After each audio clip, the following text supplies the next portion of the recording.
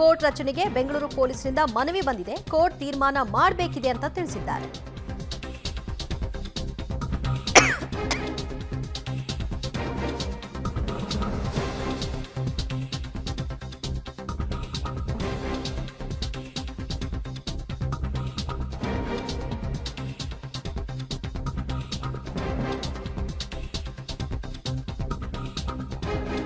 ಕುರಿತಾಗಿ ದರ್ಶನ್ ಪ್ರಕರಣದ ವಿಚಾರಣೆಗೆ ಫಾಸ್ಟ್ ಟ್ರ್ಯಾಕ್ ಕೋರ್ಟ್ ರಚನೆ ವಿಚಾರಕ್ಕೆ ಸಂಬಂಧಪಟ್ಟ ಹಾಗೆ ಈಗಾಗಲೇ ಬೆಂಗಳೂರು ಪೊಲೀಸ್ ಆಯುಕ್ತ ದಯಾನಂದ್ ಅವರು ಸರ್ಕಾರಕ್ಕೆ ಮನವಿಯನ್ನ ಮಾಡಿದ್ದಾರೆ. ಶೀಘ್ರದಲ್ಲೇ ಫಾಸ್ಟ್ ಟ್ರ್ಯಾಕ್ ಕೋರ್ಟ್ ರಚನೆಗೆ ಸರ್ಕಾರ ಸಹ ಚಿಂತನೆ ನಡೆಸಲಿದೆ ಅಂತ ತಿಳಿಸಿದ್ದಾರೆ. ಈ ಮಧ್ಯೆ ಗೃಹ ಸಚಿವ ಪರಮೇಶ್ವರ್ ಅವರು ಕೂಡ ಇದೇ ವಿಚಾರವಾಗಿ ಮಾತನಾಡಿದ್ರು. ಕೋರ್ಟ್ ತೀರ್ಮಾನ ಮಾಡಬೇಕಿದೆ ಅಂತ ತಿಳಿಸಿದ್ದಾರೆ. ಫಾಸ್ಟ್ ಟ್ರ್ಯಾಕ್ ಕೋರ್ಟ್ ರಚನೆ ಮಾಡಿದ್ರೆ 1 ವರ್ಷದೊಳಗಾಗಿ ಪ್ರಕರಣದ ಇತ್ಯರ್ಥ ಆಗುತ್ತೆ. ಸೊ ಈ ಒಂದು ಹಿನ್ನೆಲೆಯಲ್ಲಿ ಫಾಸ್ಟ್ ಟ್ರ್ಯಾಕ್ ಕೋರ್ಟ್ನ ರಚನೆಯ ಅನಿವಾರ್ಯತೆ ಇದೆ ಅಂತ ದಯಾನಂದ್ ಅವರು ಈಗಾಗಲೇ ಸರ್ಕಾರಕ್ಕೆ ಮನವಿ ಮಾಡಿದ್ದಾರೆ.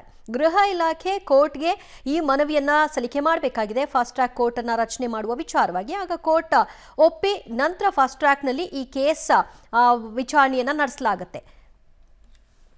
ದರ್ಶನ್ ಕೇಸಲ್ಲಿ ಫಾಸ್ಟ್ ಟ್ರ್ಯಾಕ್ ಕೋರ್ಟ್ ಮಾಡಬೇಕು ಅನ್ನೋದನ್ನ ಅದನ್ನು ತೀರ್ಮಾನ ಮಾಡ್ತಾರೆ. ರಿಕ್ವೆಸ್ಟ್ ಮಾಡಿದಾರಲ್ಲ ಸರ್ ಡಿಪಾರ್ಟ್ಮೆಂಟ್ ಅದರಿಗೆ ಕೋರ್ಟ್ ತೀರ್ಮಾನ ಮಾಡಿದ್ರು. ಅದು ಒಂದು ಚಿಂತನೆ ಇದೆ. ಯಾಕೆಂದರೆ ಬೇಗ ಮುಗಿದೋದ್ರೆ ಅದು ಕೇಸು ಏನು ತೀರ್ಮಾನ ಕೋರ್ಟ್ ತೀರ್ಮಾನ ಮಾಡುತ್ತೋ. ಈಗ ಅವರೆಲ್ಲ ಚಾರ್ಜ್ ಶೀಟ್ ಸಬ್ಮಿಟ್ ಮಾಡಿದ್ದಾರೆ. ಎಫೆಕ್ಟಿವ್ ಆಗಿ ಅದನ್ನೇನೇನು ಎವಿಡೆನ್ಸಸ್ಸು ಸಿಕ್ಕಿದೆಯೋ ಅದನ್ನೆಲ್ಲ ಸಬ್ಮಿಟ್ ಮಾಡಿದ್ದಾರೆ. ಅದರ ಆಧಾರದ ಮೇಲೆ ತೀರ್ಮಾನ ಆಗುತ್ತೆ. ಅದರ ಬಗ್ಗೆ ನಮ್ಮ ಕಾನೂನು ತಜ್ಞರೊಂದಿಗೆ ಚರ್ಚೆಯನ್ನು ಮಾಡಿ ಮುಂದಿನ ಕ್ರಮಗಳನ್ನು ಕೈಗೊಳ್ತೀವಿ. ಜೈಲು ಇದ್ರ ಬಗ್ಗೆ ಈಗಾಗಲೇ ಗೊತ್ತಿದ್ದಾಗೆ ತನಿಖೆ ನಡೀತಾ ಇದೆ. 3 ಪ್ರಕರಣ ದಾಖಲಾಗಿದೆ. ಅದರ ತನಿಖೆಯನ್ನು ನಮ್ಮ ಸೌತ್ ಈಸ್ಟ್ ವಿಭಾಗದವರು ಮಾಡ್ತಾ ಇದ್ದಾರೆ. ಜೊತೆಗೆ ಒಂದು ವಿಚಾರಣೆಯನ್ನು ರಾಜ್ಯ ಸರ್ಕಾರದಿಂದ ಘೋಷಿಸಲಾಗಿದೆ. ಅದನ್ನು ನಮ್ಮ ಅಡಿಷನಲ್ CP ಕ್ರೈಮ್ ಚಂದ್ರಗುಪ್ತ ಅವರು ಮಾಡ್ತಾರೆ.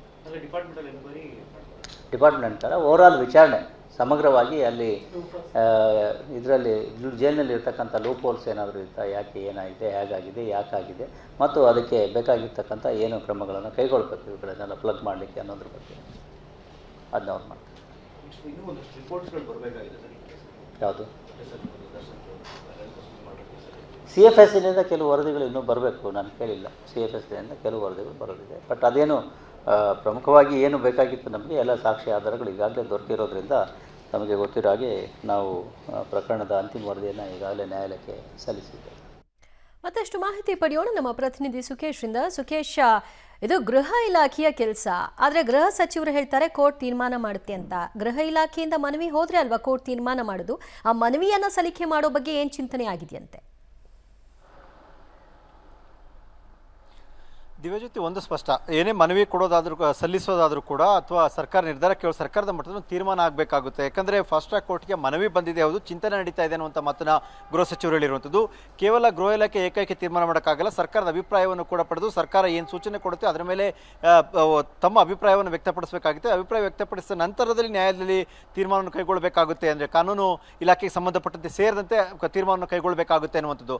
ಹಾಗಾಗಿ ಸರ್ಕಾರದ ಮಟ್ಟದಲ್ಲಿ ಈ ವಿಚಾರದಲ್ಲಿ ಚಿಂತನೆ ನಡೆದಿದೆ. ದರ್ಶನ್ ಪ್ರಕರಣದಲ್ಲಿ ಫಾಸ್ಟ್ ಟ್ರ್ಯಾಕ್ ಕೋರ್ಟಲ್ಲಿ ವಿಚಾರಣೆ ನಡೆಸುವ ಸಂಬಂಧ ಚಿಂತನೆ ನಡೆದಿದೆ ಅನ್ನುವಂಥದ್ದು ಬಹುಶಃ ಈಗ ಸರ್ಕಾರದ ಮಟ್ಟದಲ್ಲಿ ಆಗ್ತಿರುವಂತಹ ಮಾತುಕತೆಯ ವಿಚಾರವನ್ನು ಹೇಳಿದಂತೆ ಕಾಣಿಸ್ತಾ ಇದೆ. ಆದರೆ ಮನವಿ ಬಂದಿರೋದ್ರಿಂದ ಸಹಜವಾಗಿ ಇದ್ರ ಬಗ್ಗೆ ಸಾಧಕ ಬಾಧಕಗಳ ಬಗ್ಗೆ ಸರ್ಕಾರದ ಮಟ್ಟದಲ್ಲಿ ಚರ್ಚೆ ಆಗುತ್ತೆ. ಆ ಚರ್ಚೆಯ ಹಂತ ಇದು ಇದ್ದಂತೆ ಕಾಣಿಸ್ತಾ ಇದೆ. ಹಾಗಾಗಿ ಏನು ತೀರ್ಮಾನ ಕೈಗೊಳ್ತಾರೆ ಅಂದ್ರ ಮೇಲೆ ಮುಂದೆ ನ್ಯಾಯಾಲಯಕ್ಕೂ ಕೂಡ ಇವರು ಕೊಡುವಂತಹ ಮನವಿ ಅಥವಾ ಶಿಫಾರಸು ಏನಿರುತ್ತೆ ಅದರ ಮೇಲೆ ಕೂಡ ತೀರ್ಮಾನ ಆಗುವಂಥ ಸಾಧ್ಯತೆ ಇರುತ್ತೆ. ದಿವ್ಯಜ್ಯೋತಿ, ಥ್ಯಾಂಕ್ ಯು ಸುಖೇಶ್, ನಿಮ್ಮೆಲ್ಲ ಮಾಹಿತಿ